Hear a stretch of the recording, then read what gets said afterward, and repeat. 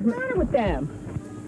Who put that fat rock on your hand? There's no fat rock. Nah, the other one. The left one. The left hand. Anyway. He's trying to twist it off. Ralph, is it time to go into another break? Is it time? Big up to Brooklyn. Thanks for turning us on. I'm talking about Video Music Box now, even though we are at KISS.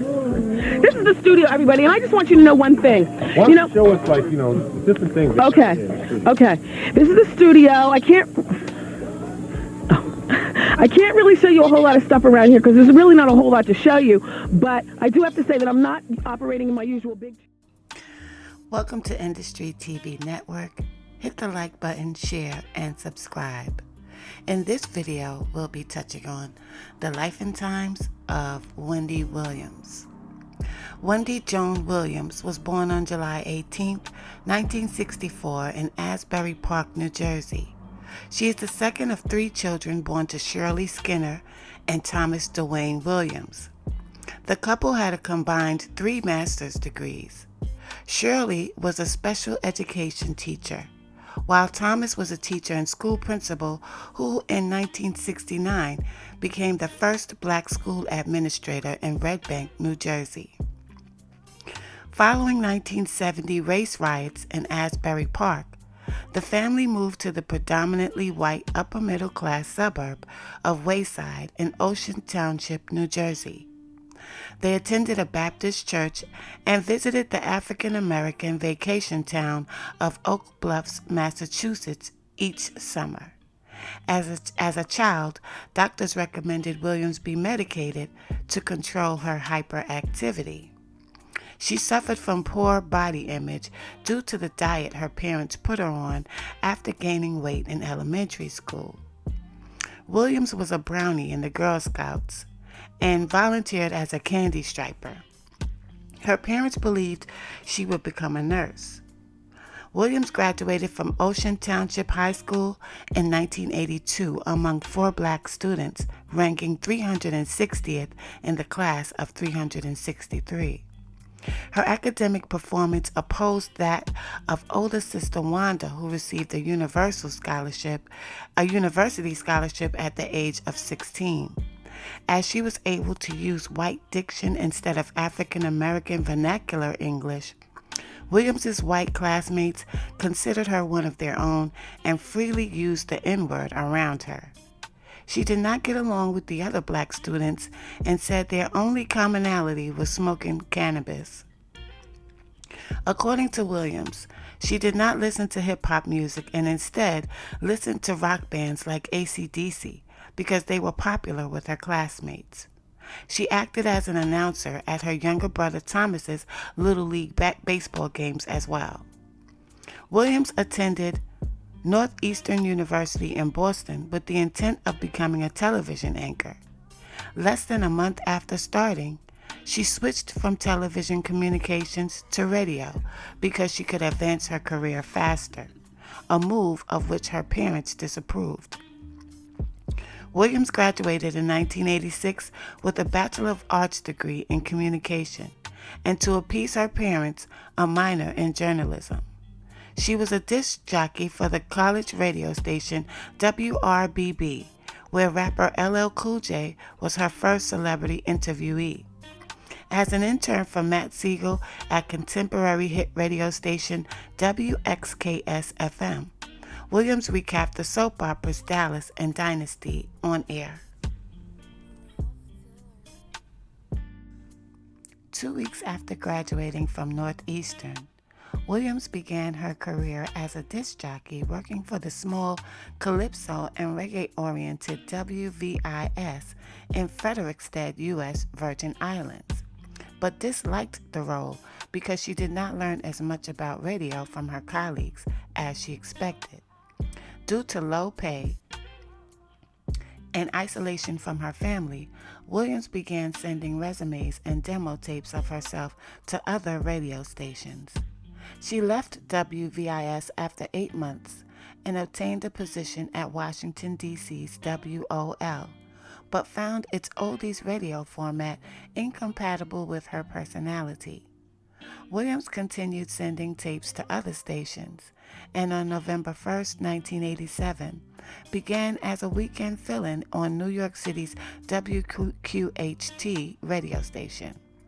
After the urban contemporary station hired her full-time to work overnight shifts, she left WOL. Williams was fired from WQHT after 2 years and briefly worked overnight shifts at WPLJ before being hired by WRKS.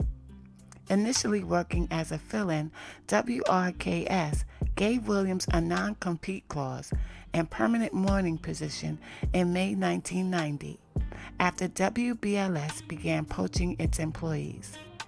She joined Jeff Fox and Spider Webb as part of the station's Wake Up Club.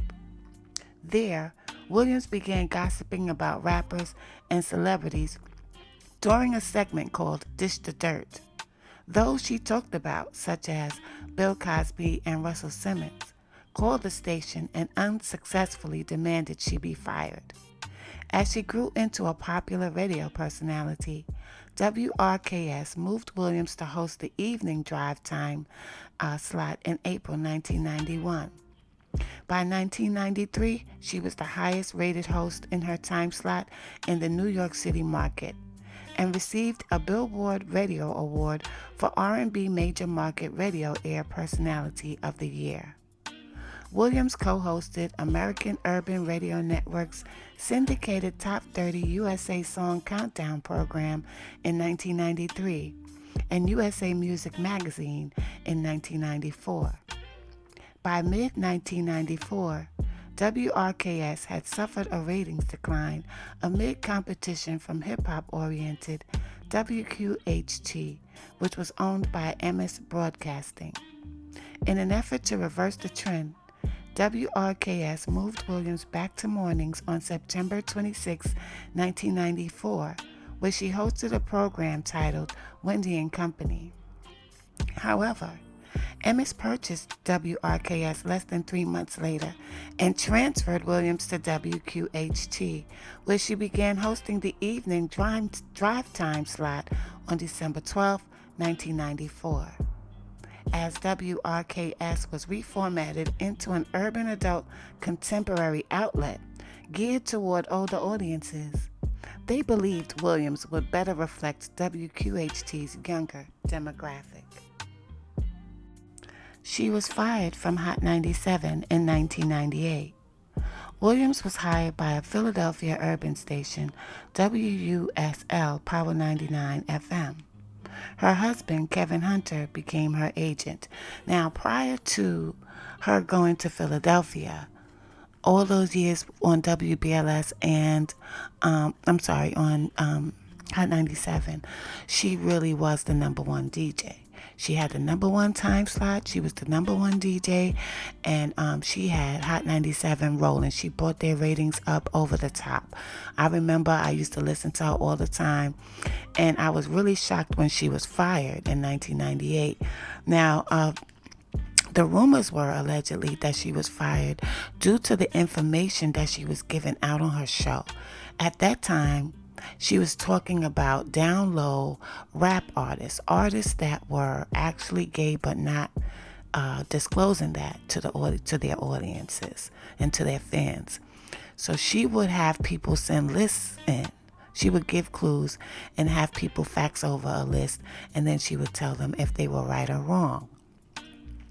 So she was stirring up a lot of controversy with that type of energy, and she used to talk about P. Diddy a lot. And she really used to disrespect Total. And rumor was she got into a big, altercation with Total at the studio. So there was a lot going on at that time. Prior to her being with Kelvin Hunter, she already had her status.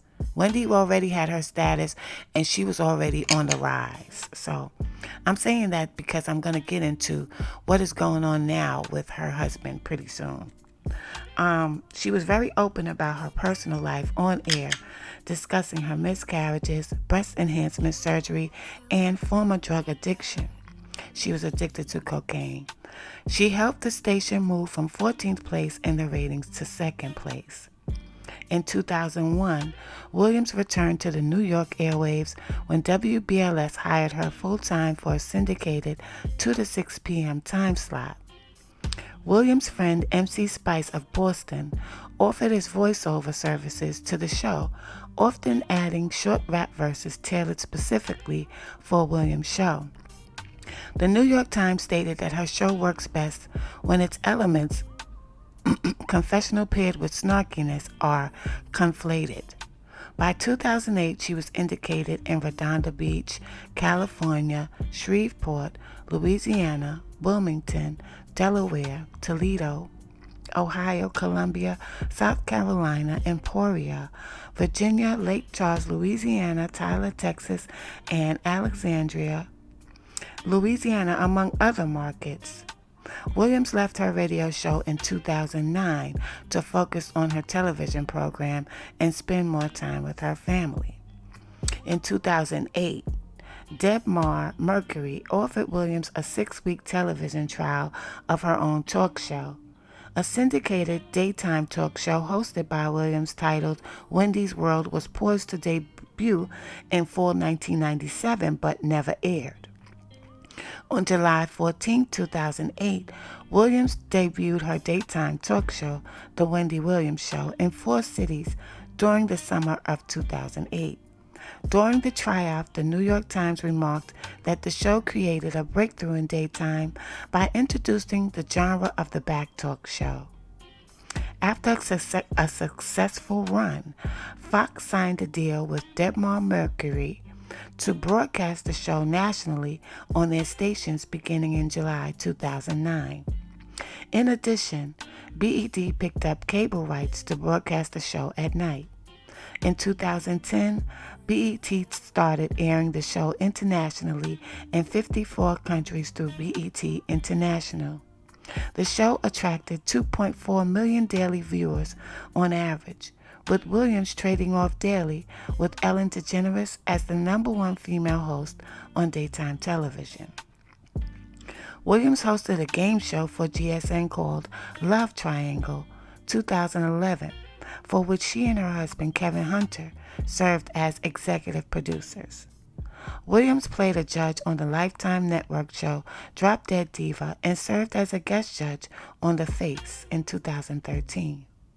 Williams was paired with Tony Davalani as a contestant on the 12th season of Dancing with the Stars. She was eliminated second. Williams later alleged the show's producers portrayed her as an angry black woman, a racial stereotype. Williams appeared in the film adaptation of Steve Harvey's book Act Like a Lady, Think Like a Man, titled Think Like a Man, 2012, and its sequel, Think Like a Man 2, 2014. In 2012, it was announced Williams would enter into a production alliance with producers Suzanne DePass and Madison Jones to create movies and television shows aimed at multicultural audiences. These projects will appear under the heading Wendy Williams Presents, and their first project will be VH1 adaptation of a Star Jones novel. In February 2013, it was announced that Williams and her husband and manager, Kevin, were launching a reality television production company, Wendy Williams Productions, that will produce unscripted content, including reality television and game shows. Williams was an executive producer on the show Celebrities Undercover. Williams also executive produced a biopic for Lifetime, Aaliyah, the Princess of R&B, which premiered on November 15, 2014. The film attracted controversy due to its casting and depiction of Aaliyah's relationship with R. Kelly, and received predominantly negative reviews from critics. In September 2015, the documentary series Death by Gossip with Wendy Williams premiered on the Investigation Discovery Channel, both hosted and produced by Williams.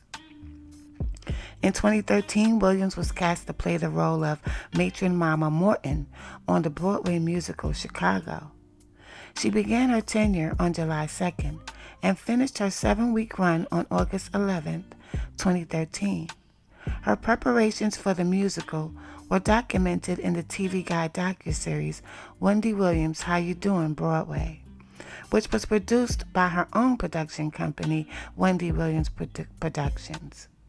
Williams had not missed an episode of her talk show until February 2018, when she took 1 week off.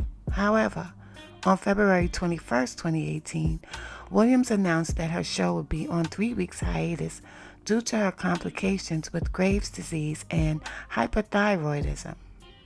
In January 2019, a statement from the Williams-Hunter family revealed that Williams had been hospitalized due to complications from Graves' disease and that her return to the show would be delayed indefinitely as a result. Guest hosts such as Nick Cannon filled in for Wendy during her absence. She returned on March 2019. In early March 2020, the show discontinued its live audience for 2 tapings due to the coronavirus pandemic. Williams' staff filled in the seats. Shortly thereafter, production on the show was halted. The show reemerged as the Wendy Williams Show at Home, broadcast through video chat from Williams' apartment, and continuing through May 15, when production was halted again due to a flare in Williams' Graves' disease.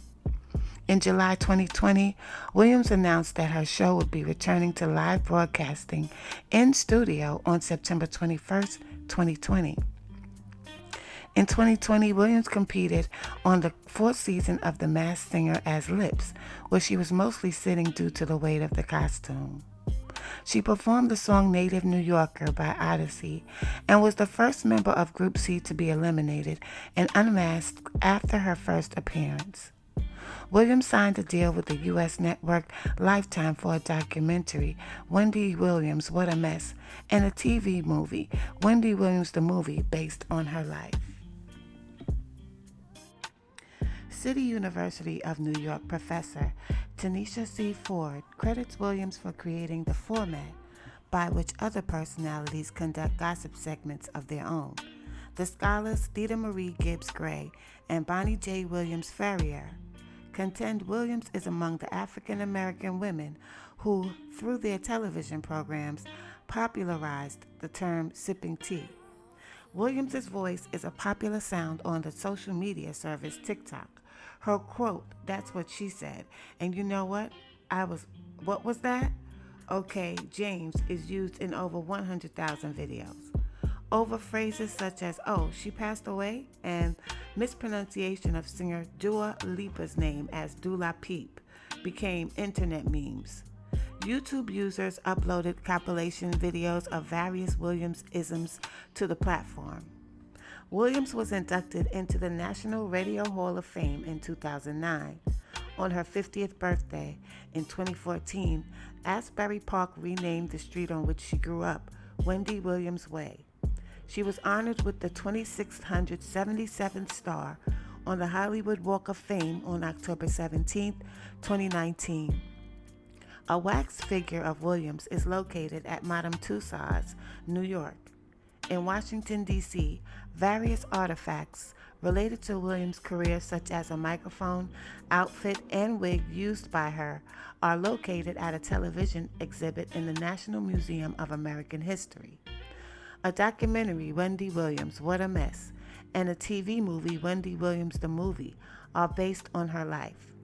I felt like I had to mention some of her accomplishments because Wendy had a lot of accomplishments on her own, even prior to her having the TV show. I believe whether she was with Calvin Hunter or not, she would have made that transition into television very easily because the ratings that she was generating was off the chain. Williams has repeatedly feuded with celebrities and faced criticism for her comments. She has been mailed bullets and dead fish. Media outlets have described Williams' 2003 interview with Whitney Houston as her most infamous. After Williams asked Houston about her marriage and breast implants, they began a shouting match, and Houston said she would have fought Williams if she was younger. In a later interview with Williams, Houston's confidant Robin Crawford said They planned to confront her years earlier after she talked about Houston on air. Wu-Tang Clan performer Method Man had a personal and publicized conflict with Williams in 2006 after she revealed details about his wife's cancer diagnosis. In 2014, Williams openly promoted sperm theft during a segment of her show titled Ask Wendy, in which an audience member claimed she wanted another child. Williams was accused of victim-blaming singer Keisha in 2016 after questioning why she did not film the alleged sexual abuse by record producer Dr. Luke against her. Williams later apologized for the remarks and explained, "Unfortunately, a lot of people lie about rape, so I was just being skeptical." In January 2018, Williams was criticized by activist Tarana Burke after saying an alleged 14-year-old victim of R. Kelly let it go down and that she was sick of this Me Too movement. Williams referred to Nicki Minaj's husband, Kenneth Petty, in 2019 as a killer and a sex offender. He was once imprisoned for attempted rape and manslaughter. The rapper responded by bringing up allegations of infidelity by Williams' own husband and said, "I didn't know that in our society you have to be plagued by your past." In early 2020, Williams was criticized over several remarks she made on her show. In January, while talking about actor Jaquan Phoenix, Williams used her finger to pull up a part of her lip to resemble a cleft palate, a condition which Phoenix has denied having, which many took to believe she was mocking him. Williams apologized on her show. In February, Williams was criticized again for making comments many regarded as homophobic while talking about the fictional holiday Galentine's Day. She again apologized, this time in an emotional video posted to her official social channels online. Shortly thereafter, while talking about the death of Amy Harwick, Williams made a joke referring to Harwick's ex-fiancé Drew Carey and his job on The Price is Right, saying that show's catchphrase, "Come on down," in response to the news that Harwick had been thrown off a balcony. Williams has had conflicts with others regarding parenting style. Actress Alyssa Milano criticized Williams' mentality regarding public breastfeeding after she said it made her uncomfortable because breasts are more sexual than a feeding thing. Williams has been accused of transphobia. In one episode of her show, after stating that trans women can never be assigned women, she told her audience, "Stop wearing our skirts and our heels." After explicitly stating that to be a woman, one has to menstruate, she apologized for her remarks. In 2021, Williams came under fire for her discussion of the murder of 19-year-old TikTok star Swavey, in which she compared her social media following to his and commented about him, "I have no idea who this is. Neither does producer Norman Baker. Neither does one person in this building," before mentioning the circumstances of Swavey's death. Williams' comments were criticized as insensitive and disrespectful. Williams has said she was date raped at college and by R&B singer Sherrick in the 1980s. In 1991, she had a 6-week abortion after breaking up with her boyfriend. Williams later married her first husband, Bertrand Girigori. She refers to him under a pseudonym in her autobiography and says they separated after 5 months and divorced after 18 months later. Williams met her second husband, Kevin Hunter, in 1994 and married him on November 30th, 1999. She suffered multiple miscarriages before giving birth to their son, Kevin Samuel, on August 18, 2000. In April 2019, Williams filed for divorce due to irreconcilable differences after Hunter fathered a baby with a mistress. Although the divorce was finalized in January 2020, her legal surname remains Hunter. Due to her suburban upbringing, Williams considers herself a multicultural woman who happens to be black. Williams identifies as Christian but no longer attends church services. She believes God is everywhere and prays every day, several times a day. Williams is pro-choice for abortion. In 2012, she supported Barack Obama in that year's presidential election and promoted an NAACP voter helpline. That year, Williams posed for PETA's "I'd rather go naked than wear fur" campaign, stating, "We should all try to be comfortable in our own skin and let the animals keep theirs." She supported the 2015 removal of the Confederate battle flag from the South Carolina State House. Now, recently, in the news and all over social media, there have been reports that Calvin Hunter is now saying that he cannot pay his bills. He has not received any alimony payments from Wendy Williams, due to the fact that the bank that she banks with noticed that her money that she had in the bank had went from $22 million to $15 million in a short span of time, and they kind of like became custodians of her account because she was in rehab at the time, that they noticed that her account was dwindling, and payments that were previously negotiated as far as alimony to Calvin and whatever she was doing for anyone else were halted. I guess only her responsibilities and her bills are being taken care of through that money. But here it says she divorced her husband in 2020. Her mother passed in 2020, and not only that, the brother has come out and said that she did not attend the services.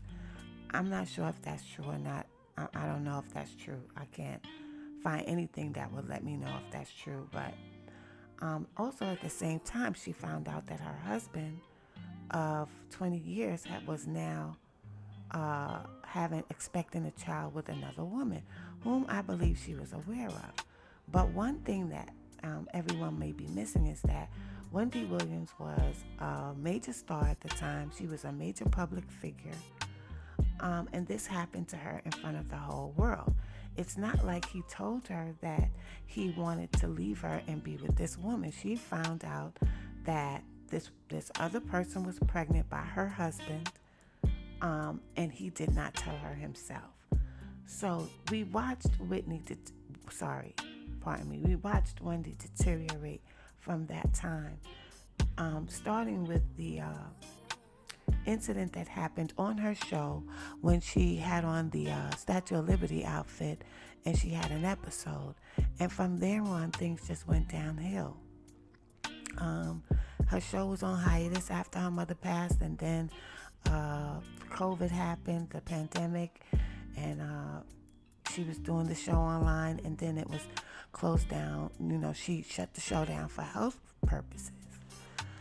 But now recently also, not only is Calvin complaining, but her son was also evicted from the penthouse apartment that Wendy had purchased or leased for him, and now he's being sued for $70,000. Not to mention that Calvin has come out and has been basically taking credit for the success of Wendy Williams' television show. Now, I'm not going to take away what I've heard that he's done. I've heard that he played a major part in the television show running smoothly and looking out for his wife, which is what, one would expect of a husband to do. And that was mighty great of him to come up with the idea for the show and to sit down with her and go through the daily routine. But that was her husband. What he's not realizing is that when he decided to break off from the marriage and have a child and leave her, what damage that did to Wendy. Because she probably thought that there would never be a divorce. She would always mention that she wasn't divorcing her husband and that wasn't going to happen. So I'm looking at this story unfold, and I'm a little concerned for Wendy's health. She's suffering for something called lymphoma, I think, which causes her lymph nodes to swell in her feet. And she's walking really, slowly. She doesn't want to use a wheelchair. So I'm watching her, and I'm just hoping that she heals, and I hope that the whole situation gets resolved. I hope that Kevin one day will understand that what he did really hurt that woman's feelings. He really hurt Wendy's feelings. And it's hard to snap back from that when something like that happens to you in front of the whole world. Not only because she still was proclaiming to love her husband, but it just seems pretty cold the way that he left and was using her money to support this woman and buy houses 9 miles away from Wendy's house. And, that's a little embarrassing and kind of cold. But hopefully this will work out for Wendy. So let's keep our prayers up for her. And you guys hit that like button, share, and subscribe. Peace and love.